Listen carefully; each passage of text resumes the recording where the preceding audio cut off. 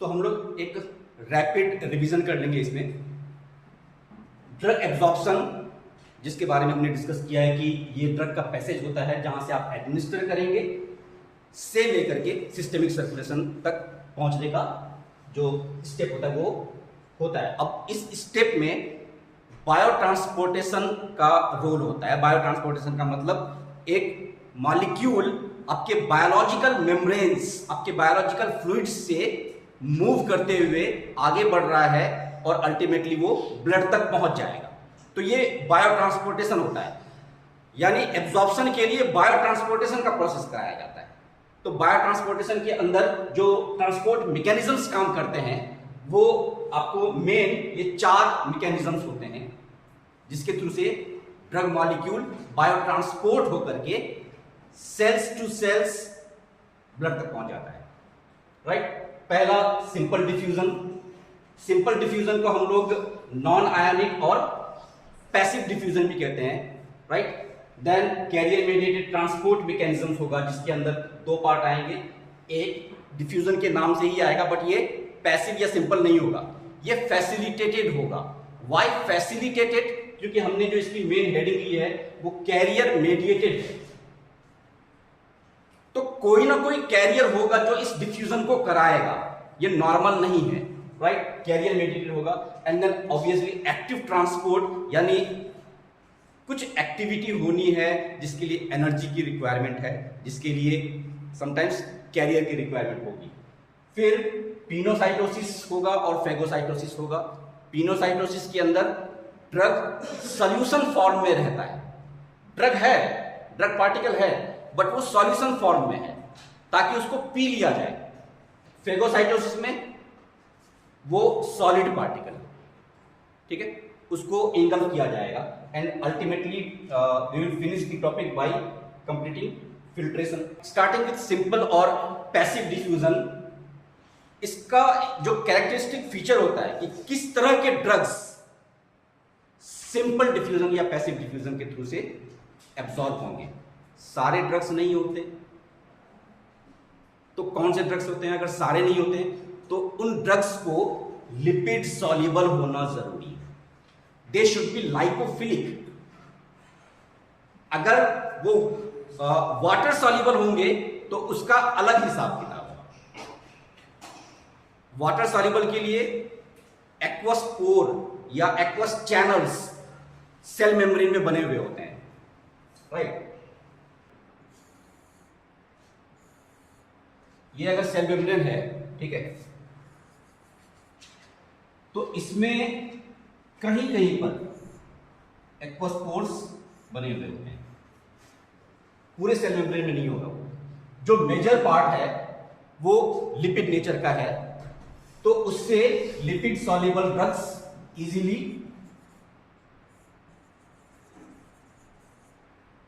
Diffuse कर जाएंगे। लेकिन अगर वो ड्रग पोलर नेचर का है, वाटर सॉल्युबल है, वो यहां से क्रॉस नहीं कर पाएगा। उसके लिए जो ये पोर है, ये पोर पहुंचाएगा ड्रग को। वो ड्रग इस एक्वस पोर या एक्वस चैनल से क्रॉस करके अंदर जाएगा। राइट? फाइन। तो लिपिड सॉल्युबल ड्रग्स के लिए ये लिमिटेड है। अब जो ट्रांसपोर्टेशन होगा, सिंपल डिफ्यूजन हो रहा है, कितना होगा ये डिपेंड करेगा कि lipid is to water partition coefficient उस ड्रग का कैसा है, यानी वो ड्रग कितना ज्यादा लाइकोफिलिक है, अफिनिटी कितना ज्यादा रखता है लिपिड के लिए। क्योंकि कुछ ऐसे ड्रग्स होते हैं जो थोड़े नॉन पोलर भी होते हैं, थोड़े पोलर भी होते हैं। लेकिन जितना ज्यादा नॉन पोलर होगा, जितना ज्यादा लिपिड सॉल्युबल होगा, उसकी टेंडेंसी उतनी ही ज्यादा हो जाएगी पैसिव डिफ्यूजन को अचीव करने की। फाइन। एंड ऑब्वियसली इसके लिए बहुत बड़ा फैक्टर है ड्रग का पीके पीएच वैल्यू कैसा है। पीएच इन्वायरमेंट का होता है, किस इन्वायरमेंट में आपने उसको डाला है उसका। फाइन। तो यहाँ पर आपको दिख रहा है कि किस तरीके से जो ड्रग है वो एक्वस पोर के थ्रू से मूव कर रहा है, और किस तरीके से आपका जो ड्रग है, जो लिपिड सॉल्युबल ड्रग है, वो इस तरह से यहाँ पे मूव कर रहा है। So as far as this slide is concern, इसमें हम क्या देख रहे हैं कि जब भी सिंपल डिफ्यूजन होता है या पैसिव डिफ्यूजन होता है, उसका क्राइटेरिया ये है कि हायर कॉन्सेंट्रेशन से लोअर कॉन्सेंट्रेशन की तरफ मूवमेंट होता है। ये चीजें हम लोग ऑलरेडी पहले से जानते हैं, ठीक है। लिपिड सॉल्युबल ड्रग होना चाहिए वो, फाइन।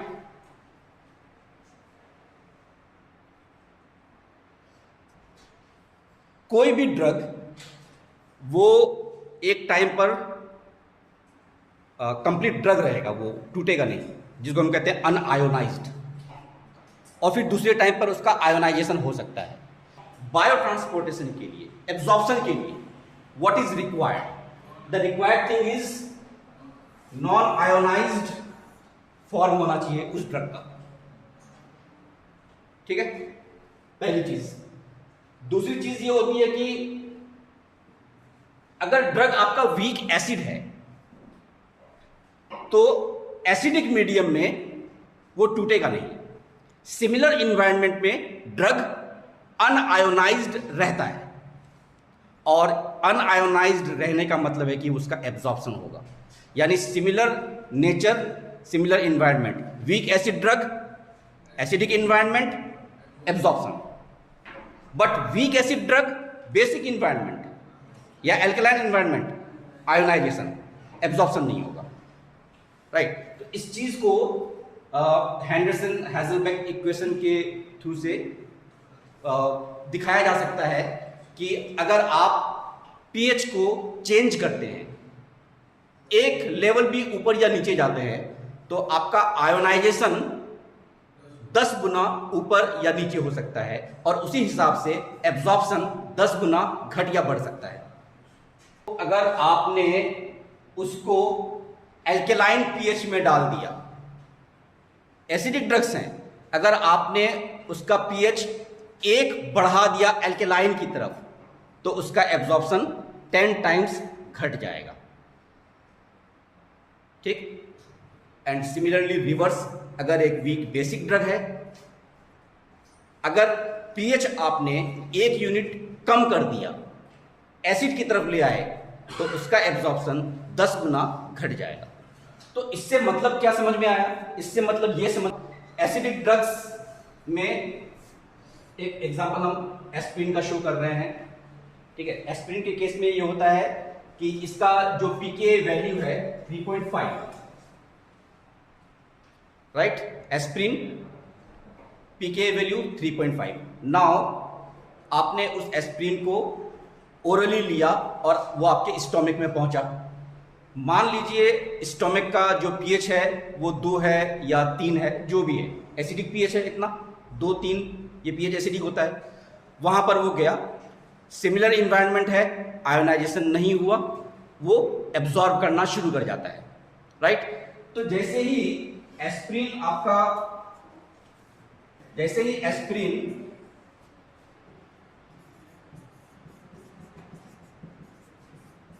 एब्जॉर्ब होना शुरू होता है फ्रॉम पीएच 2 से फॉर एग्जांपल, ठीक है। ये इस वक्त आपके जीआई में है, स्टोमक के अंदर, जहां पर पीएच 2 है। अब ये एब्जॉर्ब होकर के म्यूकोजल सेल के अंदर जा रहा है, ठीक है। आपका जो स्टोमक लाइनिंग है म्यूकोजल सेल से बना हुआ है, तो मान लो कि ये आपका म्यूकोजल सेल है, इसके अंदर भी जा रहा है। म्यूकोजल सेल के इस तरफ पीएच 2 है, लेकिन जैसे ही एस्प्रिन म्यूकोजल सेल के अंदर इंटर करता है, वहां पीएच चेंज हो जाता है। वहां पर पीएच थोड़ा ज्यादा होता है, ज्यादा इन द सेंस कि more than 2, more than 3, right. तो पीएच यहां पर चेंज होगा, और इस चेंज इन पीएच की वजह से, ये इंक्रीज पीएच है यहां पर, इस पीएच के चेंज होने की वजह से आयोनाइजेशन हो जाएगा। एस्प्रिन विल आयोनाइज्ड, क्योंकि पीएच चेंज हो गया, स्लाइटली अल्केलाइन हो गया। तो तो एस्प्रिन विल आयोनाइज। अब जब एस्प्रिन का आयोनाइजेशन हो जाएगा तो उसका जो मूवमेंट था वो स्लो पड़ जाएगा, क्योंकि उसको एक म्यूकोजल सेल से दूसरे म्यूकोजल सेल की तरफ जाना है और फिर उसको अल्टीमेटली पहुंचना है ब्लड में। तो जब वो आयोनाइजेशन हो गया तो इसका जो प्रोसेस था मूव करने का वो स्लो पड़ गया, राइट। अब क्या होता है कि एस्प्रिन के जो आयंस हैं वो मूव बैक करने की कोशिश करते हैं कि भाई हम अपने इन्वायरमेंट में वापस जाएं। तो हुआ क्या कि एस्प्रिन इधर मूव कर रहा था, आयोनाइजेशन हुआ, वो मूव बैक करने की कोशिश किया, या यहां पर जो प्रोसेस है वो स्लो हो गया है। This process is known as ion trapping. कौन सा आयन? एस्प्रिन का जो आयोनाइजेशन हुआ उसमें जो आयंस बने वो आयंस ट्रैप हो गए हैं। इतना आसान नहीं है अब उसके लिए बहुत तेजी से डिफ्यूज होकर के सिस्टेमिक सर्कुलेशन में पहुंचना।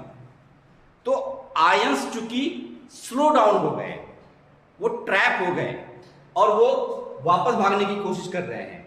This ion trapping leads to formation of pores in the mucus membrane. यही पोर्स अल्सर क्रिएट करते हैं। इसी वजह से एस्प्रिन, पैरासीटामोल, डाइक्लोफिनेक, ये जो ड्रग्स होते हैं इनको कहा जाता है कि आपको खाली पेट नहीं लेना चाहिए, राइट। एसिडिटी हो जाएगी। तो ये पोर्स क्रिएट इसी वजह से होते हैं। तो this process was known as ion trapping. क्या रीजन था? Change in pH leads to ionization of the drug, and ionization of the drug leads to slow movement of the drug rather back movement. This leads to development of or generation of pores जो ultimately gastric ulcer के form में आपको दिखता है। Fine. अब इसका clinical implication हम use कर सकते हैं। मान लीजिए एसिडिक ड्रग्स है, एसिडिक नेचर का कोई ड्रग है, आपने कंज्यूम किया है, ठीक है। और कंसेप्ट क्या है कि वो जो ड्रग है वो अल्टीमेटली, देखो, जो भी ड्रग आप ओरली लेंगे और वो एब्जॉर्ब होकर के ब्लड में पहुंचेगा तो 99.5% ड्रग्स वो यूरिन के थ्रू से ही बाहर निकलेंगे। अब मान लो कि वो जो ड्रग आपके बॉडी में है, एसिडिक नेचर का ड्रग, वो थोड़ा नुकसान पहुंचा रहा है, या तो टॉक्सिसिटी ज्यादा हो गई, डोज ज्यादा हो गई, या वो ड्रग नुकसान पहुंचा रहा है किसी भी तरीके से, आप उससे निजात पाना चाहते हैं। क्या करना है इसके लिए? इसके लिए यूरिन टारगेट है आपका बेस्ट ऑप्शन। अब आप ड्रग को इंजेक्शन लगा लगा करके ब्लड से तो खींचोगे नहीं, right. Let the drug rich urine. एक बार वो ड्रग यूरिन में पहुंचा, अब क्या होने वाला है? हम ये जानते हैं कि अगर वीक एसिड ड्रग है वो अगर एल्केलाइन मीडियम में जाएगा तो उसका आयोनाइजेशन हो जाएगा, और अगर आयोनाइजेशन हो जाएगा तो किसी भी आयोनाइज्ड ड्रग का एब्जॉर्प्शन नहीं होता है। आप क्या करो, उसको आयोनाइज्ड कर दो। आयोनाइजेशन के लिए आपको क्या चाहिए? Different medium. Nature of drug के अगेंस्ट उसका मीडियम आप चेंज कर दो। एसिडिक ड्रग था, यूरिन को आप बेसिक कर दो। यूरिन को आप बेसिक कर दोगे तो जो ड्रग है वो उस बेसिक मीडियम में आयोनाइज्ड हो जाएगा, और अगर वो आयोनाइज्ड हो गया तो अब वो एब्जॉर्ब नहीं होगा, रीएब्जॉर्प्शन उसका नहीं होगा। तो एल्कलाइन मीडियम में जैसे ही ये पहुंचेगा इसका रीएब्जॉर्प्शन नहीं होगा। यानी अगर हम आपको थोड़ा क्लियर करके यहां पे दिखाएं तो वीक एसिड ड्रग था, इन यूरिन ये पहुंचा, ठीक है। इफ यू वांट कि ये एब्जॉर्ब होकर के वापस ब्लड में ना आए, you change the pH, make urine alkaline. इससे क्या होगा? इस वीक एसिड का इस एल्केलाइन पीएच में, और अगर आपका ड्रग आयोनाइज्ड हो जाता है तो वो एब्जॉर्ब नहीं होता, नॉट एब्जॉर्ब, ठीक है, वापस नेफ्रॉन के मेम्ब्रेन से एब्जॉर्ब होकर के ब्लड में नहीं आएगा, यानी आपका ड्रग एक्सक्रीट हो गया, आपको उससे फुर्सत मिल गई। फाइन। सिमिलरली अगर आपको बेसिक ड्रग से प्रॉब्लम है और आप चाहते हैं कि उसको हम निकाल दें, ये वापस ब्लड में ना आए, आप यूरिन को एसिडिक कर दो। Fine. So that was simple diffusion. Now simple diffusion के बाद हम कैरियर मीडिएटेड ट्रांसपोर्ट में आते हैं, जिसमें पोलर कंपाउंड्स टारगेट होते हैं। लिपिड सॉल्युबल को हमने सिंपल डिफ्यूजन प्रोसेस से एब्जॉर्ब करा दिया था, बाहर ट्रांसपोर्ट करा दिया था। Now what about water soluble drugs, वो भी तो काफी होते हैं। तो पोलर कंपाउंड्स टारगेट होते हैं जिनको कैरियर मीडिएटेड ट्रांसपोर्ट के थ्रू से बायो ट्रांसपोर्ट कराया जाता है या एब्जॉर्ब कराया जाता है। फाइन। इसमें होता क्या है कि आपका जो ड्रग है, ये ड्रग एक कैरियर मॉलिक्यूल के साथ कंबाइन करता है। नॉर्मली वो जो कैरियर मॉलिक्यूल होता है वो प्रोटीन नेचर का होता है, तो your drug will combine with protein and it will form a complex. Now this complex, it will, ये जो कॉम्प्लेक्स है ये कैरियर के साथ बना हुआ है, तो कैरियर का जो रोल है उस ड्रग को एक साइड से दूसरे साइड पहुंचाना, मेम्ब्रेन के एक साइड से मेम्ब्रेन के दूसरे साइड पहुंचाना, ये कैरियर मॉलिक्यूल का काम है। तो यही हो रहा है कि जो ड्रग है वो ड्रग यहां से आया, कैरियर मॉलिक्यूल के साथ उसने कंबाइन किया एंड ड्रग को यहां पहुंचा दिया, मेम्ब्रेन के बाहर ब्लड स्ट्रीम में पहुंच गया वो, right.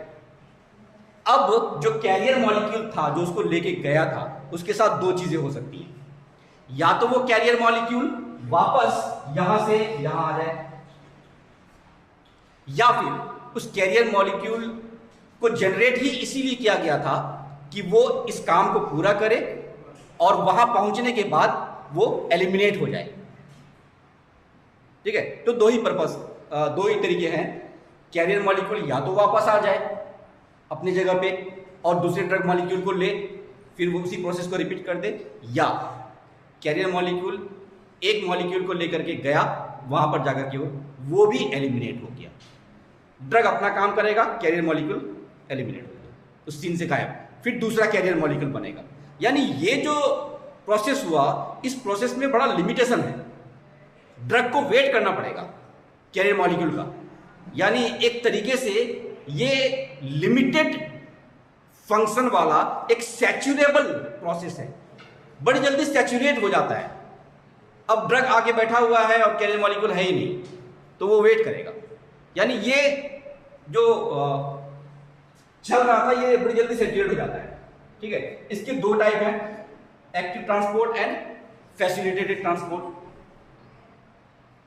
Now in case of active transport, carrier mediated है ये, बट एक्टिव ट्रांसपोर्ट के केस में क्या होगा, हमेशा अपहिल ट्रांसपोर्ट होगा ये। ना अपहिल ट्रांसपोर्ट का मतलब क्या होता है,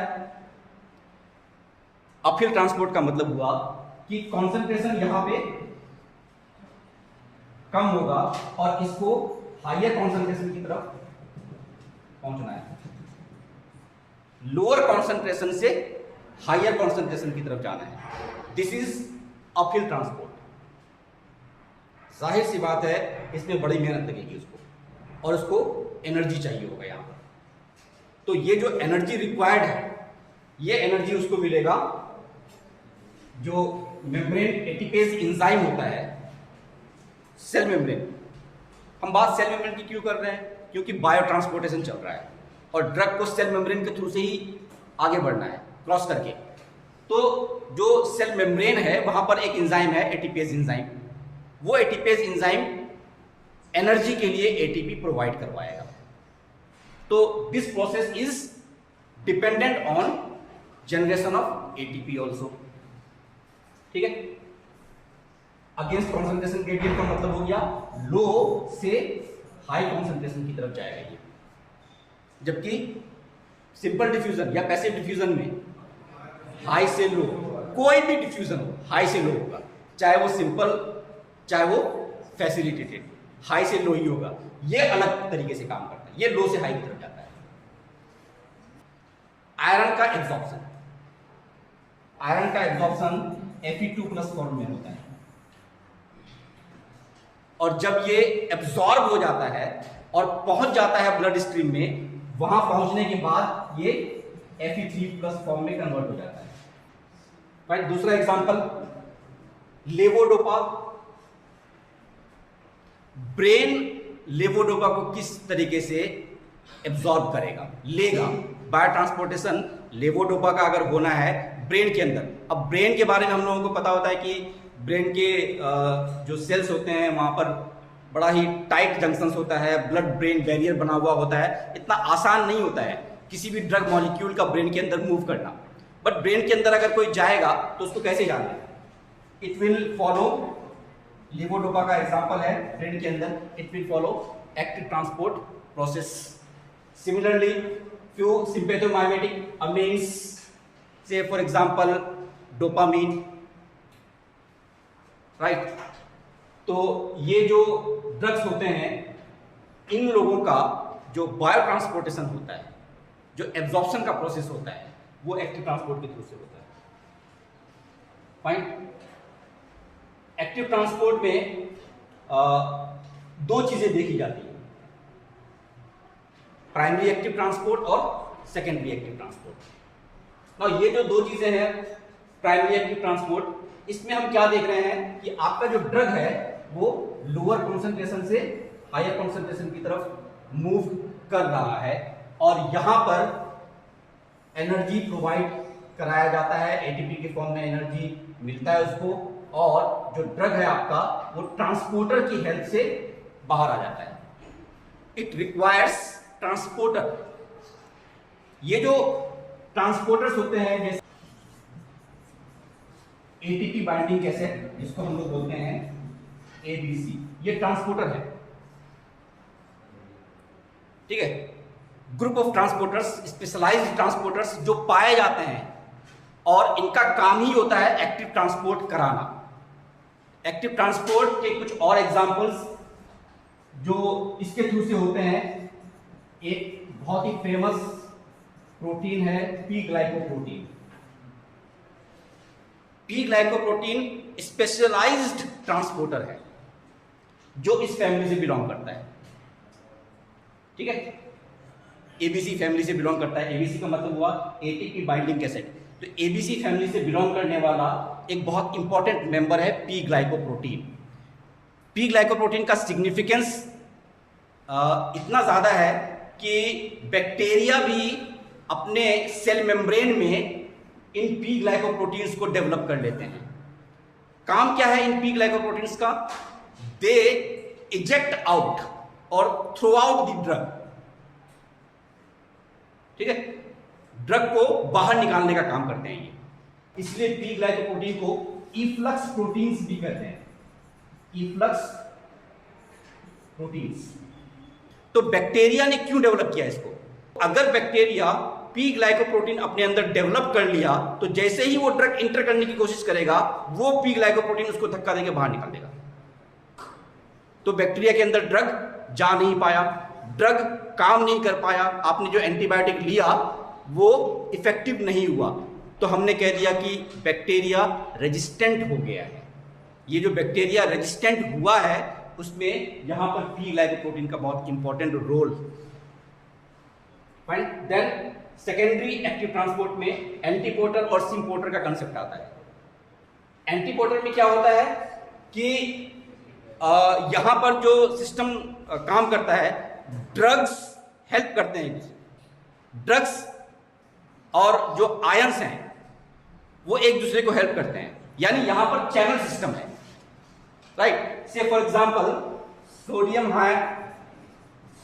ion hydrogen ion exchange pump, ये एक पंप है। इस पंप में क्या होगा कि आयंस एक दूसरे के साथ एक्सचेंज करेंगे और उससे वो एनर्जी मिलेगी, उससे एक इलेक्ट्रोकेमिकल ग्रेडियंट डेवलप होता है। इस एक्सचेंज की वजह से इलेक्ट्रोकेमिकल ग्रेडियंट डेवलप होता है, या जिसको आप कहते हो एक पोटेंशियल डिफरेंस डेवलप होता है। ये जो पोटेंशियल डिफरेंस डेवलप होगा यही एनर्जी प्रोवाइड करेगा। ठीक है, नेफ्रॉन के टिब्यूल्स में पाए जाते हैं।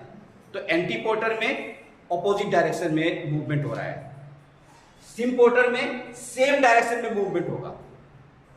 ड्रग के आयंस वो सेम डायरेक्शन में मूव करेंगे। Sodium ion, potassium ion, chloride ion, symporter. यहां पर क्या है, सारे लोग एक ही डायरेक्शन में मूव कर रहे हैं। ड्रग्स के आयंस एक ही डायरेक्शन में मूव कर रहे हैं और उसकी वजह से इलेक्ट्रोकेमिकल ग्रेडियंट डेवलप होता है और बायोट्रांसपोर्टेशन का जो प्रोसेस होता है वो कंप्लीट हो जाता है। Now carrier mediated facilitated diffusion along the concentration gradient होगा। ये चूंकि डिफ्यूजन है तो अलोंग द कंसंट्रेशन ग्रेडियंट, इसका मतलब हाई टू लो, अगेंस्ट नहीं है, अलोंग है ये। ठीक है, डाउन हिल डिफ्यूजन होगा। डाउन हिल डिफ्यूजन का मतलब हो गया हाई टू लो का। ये कैरियर रिक्वायर करेगा, चूंकि कैरियर मेडिएटेड है तो कैरियर तो इसको चाहिए, लेकिन चूंकि डिफ्यूजन है तो एनर्जी नहीं चाहिए इसको, डिफ्यूजन में एनर्जी नहीं चाहिए। फाइन, अगेन सैचुरेबल है, चूंकि कैरियर मेडिएटेड है। ड्रग का एब्जॉर्प्शन डिपेंड कर रहा है कैरियर के अवेलेबिलिटी के ऊपर, तो कैरियर नहीं तो एब्जॉर्प्शन नहीं, तो यानी ये भी सैचुरेबल प्रोसेस है। ठीक है, फॉर एग्जांपल अमाइनो एसिड्स जो ब्रेन के अंदर जाते हैं वो कैरियर मेडिएटेड फैसिलिटेटेड डिफ्यूजन से जाते हैं, या विटामिन बी जो आप खाते हो इनका जो एब्जॉर्प्शन होता है, विटामिन बी का absorption carrier mediated transported process से होता है। Now why vitamin B? मैंने विटामिन डी क्यों नहीं बोला, या विटामिन ए क्यों नहीं बोला, या विटामिन के क्यों नहीं बोला? क्योंकि विटामिन ए, डी, ई, के ये लिपिड सॉल्युबल विटामिन्स हैं, फैट सॉल्युबल विटामिन्स, और कैरियर मेडिएटेड ट्रांसपोर्ट ये वाटर सॉल्युबल ड्रग्स के लिए होता है। इसीलिए मैंने एग्जांपल आपको विटामिन बी का दिया है। विटामिन बी, विटामिन सी ये वाटर सॉल्युबल होते हैं।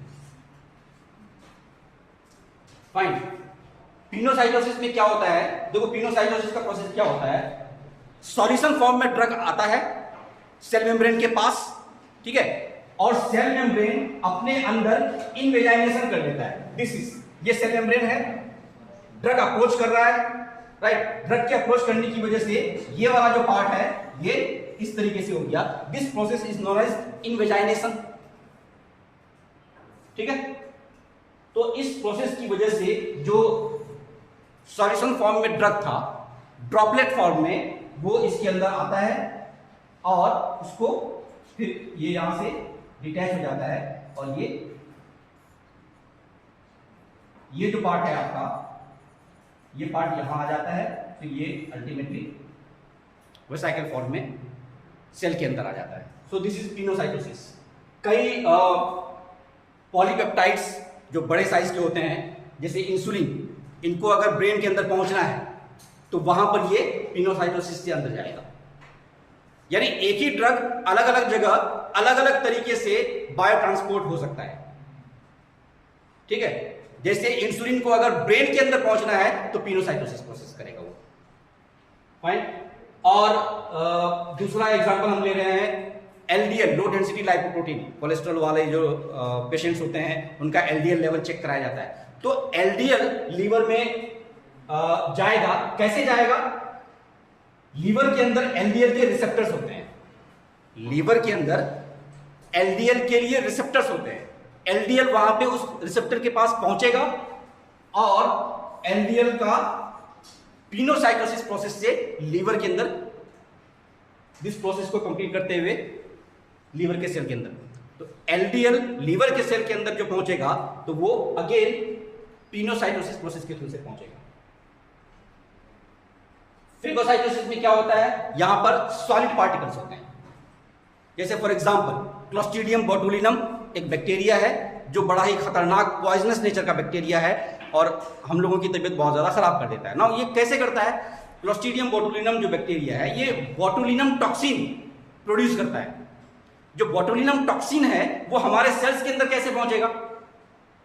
वो फेगोसाइटोसिस प्रोसेस से पहुंचेगा। या जो मैक्रोफेजेस हैं उन बोटुलिनम टॉक्सिन्स को कैसे लेगा?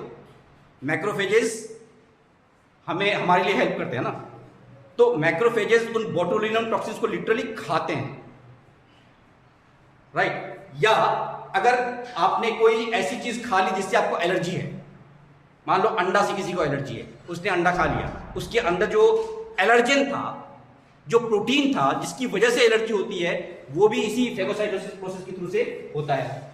जो एलर्जिक रिएक्शंस हमारे बॉडी के अंदर डेवलप होते हैं वो जो एंटीजन है फेगोसाइटोसिस प्रोसेस से वो भी पहुंचते हैं। And finally the last one is filtration, physical process है। फिजिकल प्रोसेस क्यों है?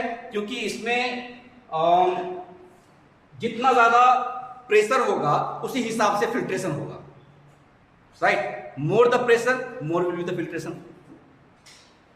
चाय छानते हैं हम लोग चाय छकनी से, बाद में धीरे धीरे कम हो जाता है। शुरू में जल्दी चाय आपकी ज्यादा आएगी, बाद में कम हो जाएगी क्योंकि चाय पत्ती आ जाती है उसमें, राइट। तो वो फिल्ट्रेशन का प्रोसेस है। नॉर्मली जो ड्रग मॉलिक्यूल स्मॉल साइज के होते हैं वो फिल्ट्रेशन से एब्जॉर्ब होते हैं या बायो ट्रांसपोर्टेशन उनका फिल्ट्रेशन के थ्रू से होता है। से फॉर एग्जांपल यूरिन के अंदर ब्लड से ये छोटे मॉलिक्यूल्स फिल्ट्रेशन प्रोसेस से आते हैं।